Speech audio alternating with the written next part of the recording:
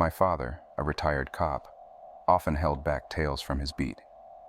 Most nights, the weight of those untold stories seemed to press on him like a boulder. Occasionally, liquor would be the chisel to break that stone, and I'd find him slouched at the kitchen table, his thoughts echoing loud in the silent room. A nod, a fleeting smile, and I'd usually depart, knowing the weight of the badge's memories was often too heavy to share. But last night was different. Perhaps it was the imminent graduation, the looming shadow of my departure that made me hesitate. There was this nagging curiosity about one specific memory he never shared. It clawed at the back of my mind like a cat on drapes. To understand why that night's confession was significant, you must go back a few years. 2019, the fall semester of junior year to be exact. My world revolved around my close-knit group: Calvin, Eric, Wesley, and most importantly, Tyler. Tyler and I, our bond was ancient, forged in the fires of childhood innocence. While the others had integrated into our circle during middle school, Tyler was the compass needle that pointed true north. By the time high school hit, Tyler was our ringleader, the first among us to taste freedom with a driver's license. His parents, while carefree, often erred on the side of negligence. Their free spirits made them endearing, but equally infuriating. This neglect often meant that our group found solace in the darkest hours of the night, driving to secret spots, sipping on stolen liquor, and taking drags off hastily rolled joints. One evening, when the world seemed asleep, my phone lit up with Tyler's name. His voice, usually chirpy, sounded somber. "Change of plans," he murmured. "Just Wesley and you tonight." As I dressed in the gloom, the faint shadow of someone approaching my window loomed in my peripheral. The familiar sound of shoes scrambling against the siding made me roll my eyes. I heard Wesley's heavy breathing, then the unexpected weight of a fist thrust toward my window. "What in God's name, Wesley?" I hissed, barely audible, pulling him inside. His usually ruddy face seemed ghostly pale in the dim light of my room. "Did Tyler sound odd to you?" he whispered, concern evident. "Probably another spat with his folks," I sighed. They were the adults who never really grew up. I remembered the time they'd drunkenly abandoned him for a hotel room, leaving 12-year-old Tyler alone, lost in the throes of adolescent confusion. Wesley nodded, his expression reflective. "I love him, man. But his folks, they've done him wrong one too many times." As I gazed out into the darkness, I couldn't help but feel that tonight would be unlike any other. Wesley's words harkened back to that distressing evening when Tyler, abandoned yet again by his cavalier parents, had confided in me over the phone. His voice, fractured like shards of glass, had echoed into the night. I'd pleaded with him to alert the authorities, but the notion of betraying his parents, however dysfunctional they were, seemed too heavy a cross for him to bear. "Those moments either shape you, make you resilient, or they bury you," I murmured to Wesley, our memories painting silhouettes on the night's canvas. Our quiet introspection was interrupted by the distant glow of headlights weaving through the twisted trees. Tyler's familiar car hummed closer. Scaling the fence, we slipped into the vehicle, its worn seats embracing us like old friends. The drive was filled with an unusual tension, Tyler's usually animated face an unreadable mask. Nestled between Wesley and Calvin, I reached forward, tapping Tyler's shoulder. "Hey, everything all right tonight?" His response was a mere murmur, lost in the wind, but Eric's uneasy glance spoke volumes. Calvin leaned in. "Did Tyler mention any family squabbles?" "When he rang, I heard his mother's voice," I whispered. "It wasn't pleasant. He'll fill us in once we're at our spot." The spot was an old clearing, a sanctuary where the tree canopies bore witness to our secrets, and the night shielded us from the prying eyes of the world. The car's headlights punctured the night's obscurity, providing just enough illumination for our clandestine meetings. As we settled in, Tyler popped the trunk, revealing a treasure trove of illicit contraband. "Tyler, you sneaky devil," I exclaimed. "Stealing beers from home is one thing, but this is grand larceny." His mischievous grin grew wider as he produced a fifth of vodka from a nondescript paper bag. "Didn't pinch it. Bought it." Wesley gawked. "With a fake ID, or did you get someone to run your errand?" Tyler's smirk was his only reply. He set up shot glasses on the car's trunk, and the golden liquid gleamed like forbidden ambrosia. But as the liquid poured, my father's police instincts, inherited or otherwise, began to itch. Wesley's insinuations had me on edge. Was this all on the up and up, Tyler? I wondered silently. Eric raised his hand. I'll stick to beer. Someone's got to be the designated driver, and since I live near Tyler, it's only practical. A wise decision, we all silently concurred. Time, under the influence of alcohol, seemed to stretch and warp. Tyler's playlist filled the air, an eclectic mix of rock and soul. With a slight buzz, I approached him, our backs pressed against the car's cool hood. Tyler, I probed, what's eating you up? He sighed, adjusting the music's volume and summoning our attention. Remember our chat earlier today? How I wasn't up for tonight? I nodded, intrigued. Wesley, meanwhile, staggered away from the group. Nature's call, he slurred, heading towards the trees. Tyler continued. Told my mom I'd be at your place tonight, a total fabrication. I had plans with Jessica at the campgrounds. Calvin chuckled, lifting his beer. There you go, our little Romeo. Tyler rolled his eyes but continued, his story unfolding amidst the whispers of the night. The tale of Tyler's evening unspooled with distressing detail. We had to cut our date short. Jessica's grandmother was in the hospital, he murmured, his voice laden with empathy. But it was the revelation that followed that caught us off guard. I got home sooner than planned and, well, I found my mother in the arms of a stranger. Mid-gulp, I choked on my beer, spattering droplets into the night. The revelation was as bitter as the cold. Wesley's voice emerged from the shadowy fringe, echoing our collective shock. What the hell? Eric, sensing Wesley's absence from our semicircle, playfully called out, How long does it take to pee, Wesley? From the dark expanse, Wesley's slightly embarrassed response drifted to us. I've got a nervous bladder, okay? Plus I can hear you guys. My gaze returned to Tyler, eyes demanding clarity. So, you witnessed your mother betraying your dad? What did he say? Tyler's eyes held an ocean of despair. He already knew, he whispered, sipping his beer in a futile effort to wash away the anguish. Apparently, they've had this open relationship for about a year now. The weight of his words bore down upon us. Even Calvin, usually the jovial one, stumbled over his sentiments. I don't even know what to say. The pensive mood was deepened by the haunting chords of the Nirvana's Come As You Are, which emanated from the car's radio. As Tyler grappled with his emotions, a chilling mimicry came wafting from the forest. A voice that echoed and mocked Tyler's pain, brittle as autumn leaves, and just as unsettling. Our heads jerked towards the tree line, trying to discern the source of the eerie sound. Eric, closer to the mysterious voice's origin, retreated a few steps, eyes wide. There's someone moving just beyond the headlights. Tyler, with a resigned smile, dismissed our fears. It's Wesley, trying to spook us. But his confidence didn't sit well with Calvin. That voice, it wasn't his. Undeterred, Tyler strode towards the forest, determined to confront our phantom prankster. As the minutes ticked by, unease wormed its way into our bones. Eric was insistent. That voice wasn't Wesley's. And sure enough, Wesley soon emerged from the shadows, phone in hand, completely oblivious to our tension. Sorry guys, got lost in some reading. Why the long faces? Where's Tyler?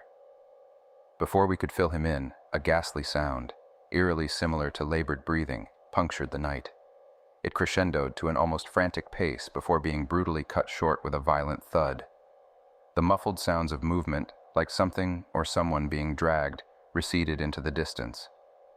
Our breathing was the only counterpoint to the grim serenade. The haunting strains from Tyler's playlist began to glitch, each skip making our hearts race faster. Eric, ever the logical one, whispered with dread, Tyler's phone is connected through Bluetooth. The skips mean he's moving away from us. Drawn to the car, I slipped into the driver's seat. The screen glowed ominously, indicating a still active connection. A few more erratic skips, and then silence. The weight of the dark forest around us felt pressing, heavy with unsaid fears and unspoken dread. We had lost Tyler to the enigma of the woods, and the only evidence was the chilling silence that remained. The car's infotainment system blinked, leaving me in an unsettling silence. I impatiently ramped up the volume, hoping for any sign of life. But the mocking void continued. "The Bluetooth connection's lost," I called out, the panic evident in my voice. Emerging from the car, I announced with newfound determination, "We have to find him." But before the words had a chance to settle, the dark stillness of the woods shattered with the unmistakable sound of something, massive it seemed, crashing through the underbrush towards us. Our retreat was instinctual, every step more frantic than the last. The ground quaked under the powerful stride of an unseen entity, and a gust of wind, so powerful and cold, swept through the clearing, momentarily blinding us and forcing us back. It was as if the very forest itself was rebelling against our presence. The ear-splitting blare of music jolted us. Tyler's playlist was suddenly blaring at full volume from the car. Shielding our ears from the deafening noise, I lunged to mute the sound, and in a nightmarish sequence, felt the weight of something massive collide with the vehicle, activating the airbag. The car buckled under the strain, and shards of glass flew in every direction. My world swirled, the sudden explosion ringing in my ears, the metallic taste of fear in my mouth. The bitter chill of the night snapped me back to the gruesome scene. Staggering to my feet, I reached out for support, my hand finding another. But instead of the rough, comforting grip of one of my friends, I was met with cold, limp flesh. I drew back, the reality dawning on me with chilling clarity. The flashlight from my phone bathed the scene in a harsh, revealing light, showing me the very last thing I ever wanted to see. Tyler, lifeless and torn apart, thrown across the hood of the car. His injuries were far beyond the pale of comprehension. His once lively eyes stared blankly into the abyss, and one arm lay mangled, the bone piercing through the skin. The other limb was nowhere in sight, and his left leg ended in a savage, bloody stump.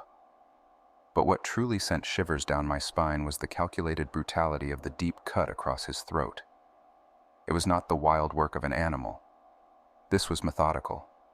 The grim sight proved too much for Wesley and Calvin, their stomachs betraying them, while Eric, ever the stoic, seemed to be gathering himself. As he approached me, I saw the deep anguish in his eyes. With a shaking hand, he motioned to a shoe near the scene. Tyler's shoe. "We don't need to see more," he whispered hoarsely. "We need to leave, now." The instinct to survive overcame our grief, and we began to run. The tall trees and dense foliage seemed to come alive around us, but the thought of what lay behind pushed us forward. As my house came into view, I made a snap decision, breaking off the path and cutting through the woods, hoping to reach safety faster. Wesley's voice echoed with concern. "What are you doing? That's where it is." But the sight of my home's lights offered a beacon of hope, a tangible goal to run toward. With every footfall, doubt nagged at me. Had I doomed my friends by taking this shortcut? Squinting through the dense undergrowth, I could see their silhouettes moving, their determination palpable even from a distance. The race for survival had begun, and every second counted. "Head for my house!" I bellowed as I raced ahead. As I hurtled onward, something sharp grazed my shoulder with such force that bark splintered from a nearby tree. The impact unbalanced me, pitching me face first into the damp earth. But the overwhelming instinct to survive overpowered any pain. Pulling myself upright, I glanced towards my home, the warm indoor lights piercing the night like a beacon. With new vigor, I zigzagged through the trees, seeking an unpredictable path in hopes of evading my pursuer. The palpable sense of something lurking, gaining on me filled the air. On impulse, I dove, tumbling violently across the forest floor. The rustling sound of my pursuer zipped past overhead, narrowly missing me. With grit and determination, I thrust myself forward, finally bursting free from the treacherous woodland confines and into the relative safety of my home's perimeter. But safety was a fleeting sensation. The chaotic snapping of branches signaled my pursuer's relentless approach. I bolted up the stairs leading to the deck, desperation guiding me as I clambered onto an outdoor table, trying to pry open my bedroom window. My haste worked against me as I miscalculated the height, slamming my head against the window's lower frame.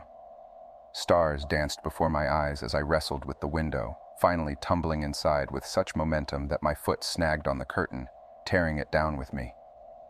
Breathing raggedly, back pressed against the cold wall, I strained my ears for any sound of that relentless entity. Then a new sound, the familiar stern footsteps of my father. Panic set in. Not ready to confront him with my night's misadventures, I sprang into bed, feigning sleep, the covers pulled high. The bedroom door creaked open, the weight of my father's gaze palpable. My heart drummed in my chest, every second an eternity, until he finally withdrew. The grim morning light revealed a reality I hadn't been ready to face.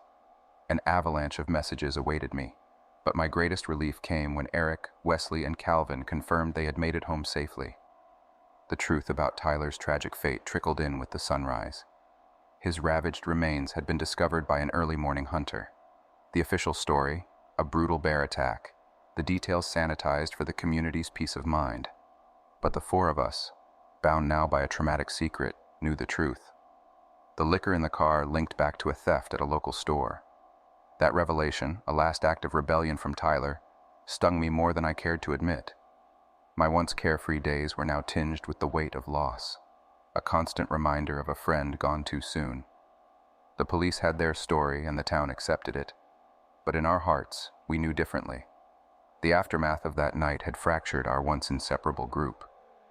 And while we tried to carry on, the dark secret we harbored kept us from ever truly finding our way back to each other.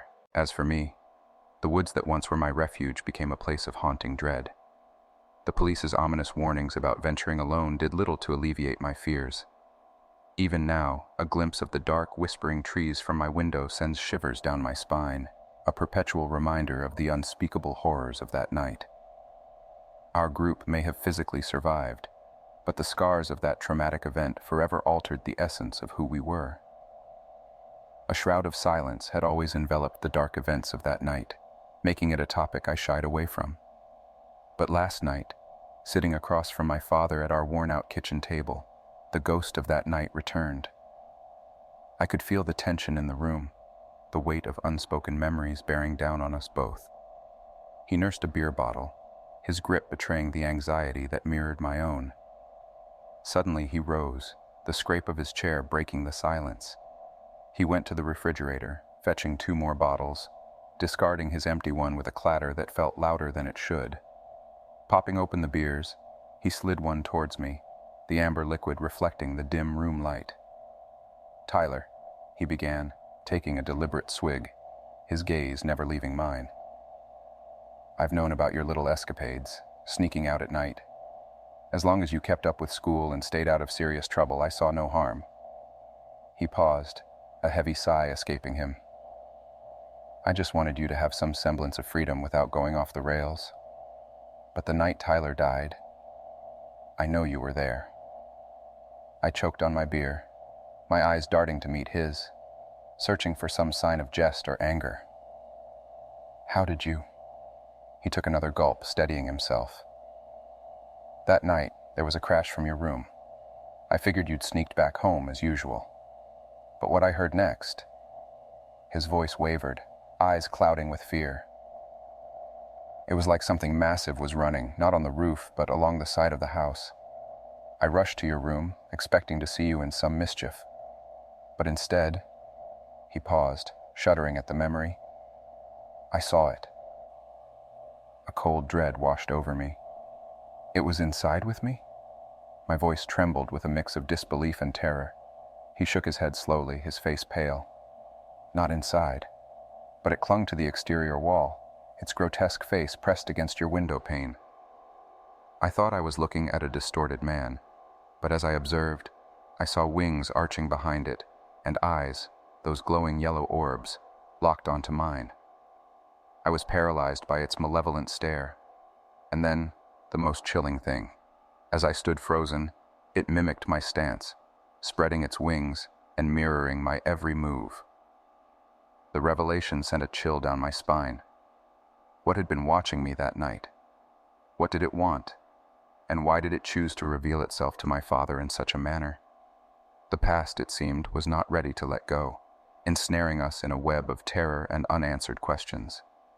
The gravity of his words hung in the room, a silent testament to the darkness of that night. My father, a figure of strength throughout my life, took another deep drink, the liquid doing little to steady him. As he set the bottle down, I noticed the slight shimmer of tears in his eyes, the burden of this knowledge wearing him down. It made no sound, he whispered, his voice trembling.